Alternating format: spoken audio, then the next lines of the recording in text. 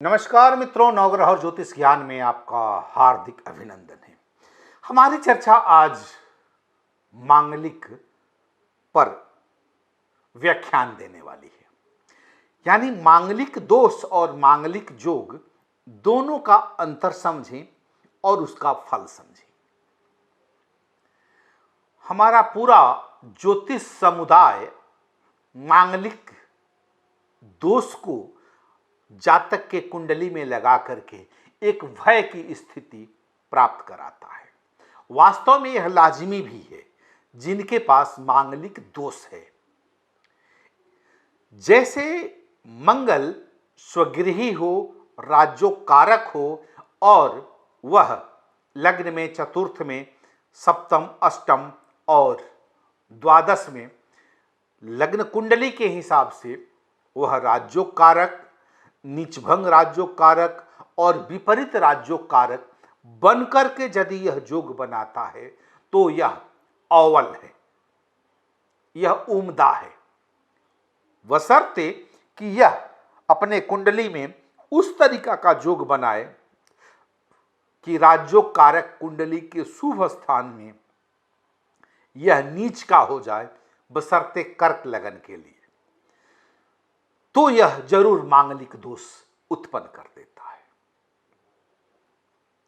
हम सभी लोग जानते हैं कि लग्न में, चतुर्थ में, सप्तम में, अष्टम और द्वादश में कुंडली का जिसको हम ग्रेटर देन और लेस देन का साइन देते हैं, वह 12 से शुरू कीजिए, फिर 1 में आइए, 4 में आइए, फिर 7 में आइए, फिर 8 में आइए, लाइन बना दीजिए तो इसको ग्रेटर देन का एक सिंबल बन जाता है। मैथमेटिक्स पढ़े हुए होंगे तो उसमें यदि मंगल रहता है तो आप मांगलिक हो गए। अब मांगलिक होना क्या मांगलिक दोष के बराबर है या मांगलिक जोग के बराबर है? अब मेष लग्न में मंगल स्वगृही हो तो यह राज्योकारक है, तो यहां पर मांगलिक तो कहा जाएगा, लेकिन मांगलिक दोष अपने मुखार बिंदु से ज्योतिष के द्वारा नहीं निकल पाएगा।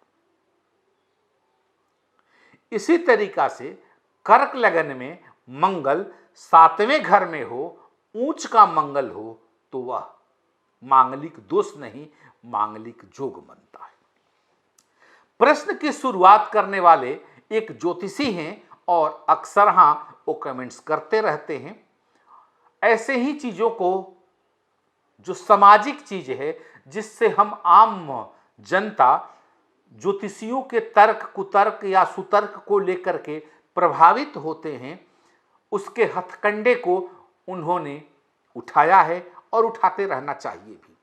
हर एक का एक अपना अलग अलग मत होता है। मैं भी यदि नीच का मंगल मकर लगन के कुंडली में सप्तम स्थान में बैठ जाए तो यह अत्यंत दुखदाई हो जाता है। एक तो नीच का मंगल, दूसरा मांगलिक, तो क्यों नहीं हम कहेंगे कि यह मांगलिक दोष है। यह आपके जीवन को उठा पटक करके, तहस नहस कर करके क्या से क्या कर देगा, यानी पतन का कारक बना देगा। इस पर मैं अपना अनुभव भी मैं शेयर करूंगा कि कैसा ऐसे लोगों की कुंडली देखने का अनुभव अपना कैसा है। जरूर हर लग्न में जिस घर का मालिक मंगल रहता है उसका प्रादुर्भाव लग्न में, चतुर्थ में, सप्तम में, अष्टम में और द्वादश में बैठे हुए मंगल को जोड़ करके देखना चाहिए। अब मंगल यदि अपने चतुर्थ हाउस में मान लिया जाए कि कन्या लग्न है और चतुर्थ में बैठ करके मंगल सप्तम स्थान को देखा, यानी तुला में बैठ करके वह धनु में बैठ करके वह अपने सप्तम स्थान को देखा, यानी मीन को देखा।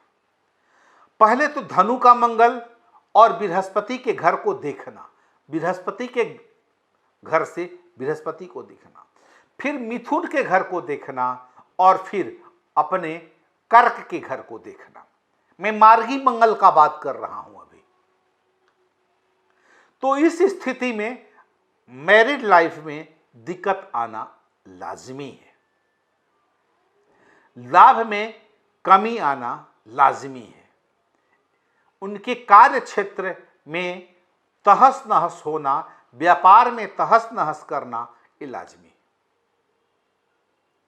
क्योंकि कन्या लग्न का जो मंगल होता है वह देखिए तो एक पराक्रम भाव का मालिक होता है और दूसरे अष्टम भाव का मालिक होता है।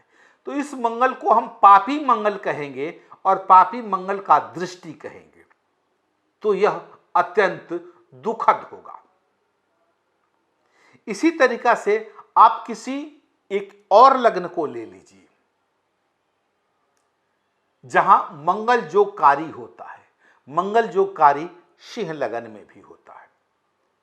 सिंह लगन में चतुर्थ का मंगल अपने स्वराशि का होता है और वह जो जो भावों को देखता है उसमें बढ़ोतरी करता है, लेकिन वह शनि के घर को भी देखता है, सप्तम स्थान का। इसलिए चतुर्थ स्थान का मंगल सिंह लगन में राज्योकारक होते हुए भी मैरिड लाइफ को तहस नहस कर देता है। यह इस तरीका की प्रक्रिया को आप समझें और गणित से गणना कीजिए कि वह देने वाला है तो दृष्टि तो डालेगा ही, क्योंकि मंगल और शनि ही हमारे सौरमंडल के दो ऐसे ग्रह हैं कि जो संपूर्ण दृष्टि से तीन तीन भावों को देखते हैं। पहला भाव मंगल का चतुर्थ हुआ, सप्तम और अष्टम। इसी तरीका का शनि अपने से तीसरे भाव को भी देखेगा, सप्तम भाव को भी देखेगा और दसम भाव को भी देखेगा। दसम भाव की कला जो होगी, जहां से भी बैठेगा वहां से वह एक ही प्रकार की होगी।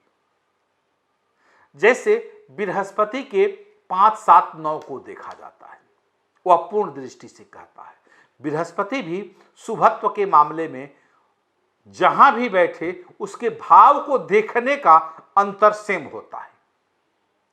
जिस भाव को वह 9 से देखता है, बकरी होकर के 5 को देखता है। तो इस तरीका का जोग उसमें बनता है। अब यदि बृहस्पति उस भाव को देखता है जिस भाव को मंगल भी देखता है, तो क्या हमारा मांगलिक दोष में कुछ न्यूनता आएगी? जरूर आएगी। बृहस्पति एक शुभ प्लैनेट है, जिस लग्न में यह मंगलकारी होकर के, जैसे उदाहरण के स्वरूप में अभी थोड़ी देर पहले कन्या का लिया हूं। अब कन्या के लग्न में ही बृहस्पति बैठ करके 180 डिग्री से देख रहे हैं उसी हाउस को, और मंगल भी देख रहा है उस हाउस को।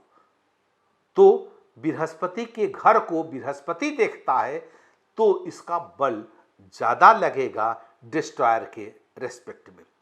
तो ऐसे बहुत सारा मैथमेटिक्स का वेक्टर एनालिसिस एक भाव पर मित्रों करना पड़ता है, और तब जाकर के कुंडली की प्रकाष्ठा प्रकाशित होती है कि हाँ, इस जातक में यह गुण है। अक्सर हाँ, आप अपने मैरिड लाइफ को लेकर के सहमते हुए आते हैं कि मैं मांगलिक हो गया हूँ, मांगलिक नहीं हूँ, या हूँ तो यह दिक्कत हमारे जीवन में आ जाएगी, फिर एक दिक्कत हो जाती है। प्रेम विवाह के लिए मांगलिक तो एक अभिशाप से कम नहीं है। प्रेम इतना उम्दा होता है कि आप अपने माँ बाप को भूल करके ही उस प्रेम के झोंके में चले जाते हैं। और जब मैरिड लाइफ डमाडोल होता है तब आप कुंडलियों के पास जाते हैं, बशर्ते कि आप उसके शादी करने के पहले भी ज्योतिषियों के दरवाजे खटखटा दिए होंगे। तब मना होने के बावजूद दिल मानता नहीं, दिल मांगे मोर वाली बात को लेकर के आप शादी अपने पेरेंट्स के कनपट्टी पर प्रेम की बंदूक रख करके करवा लिए होंगे।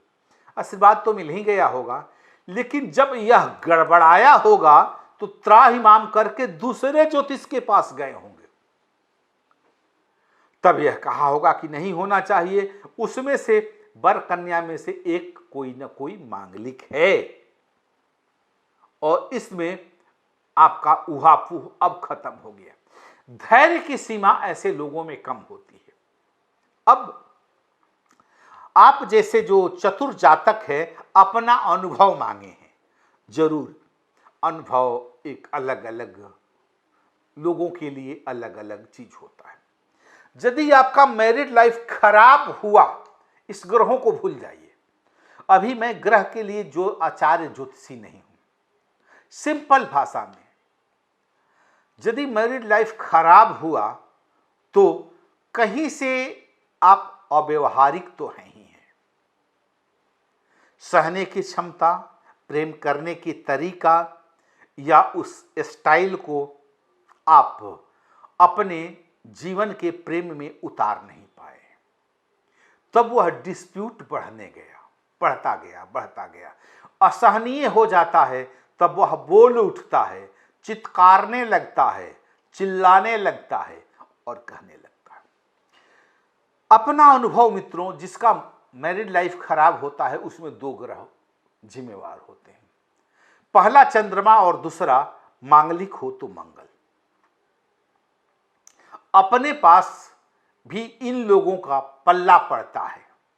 हाल ही में एक ऐसे महिला से पाला पड़ा था जिनके पति उनके प्रेमी हुआ करते थे।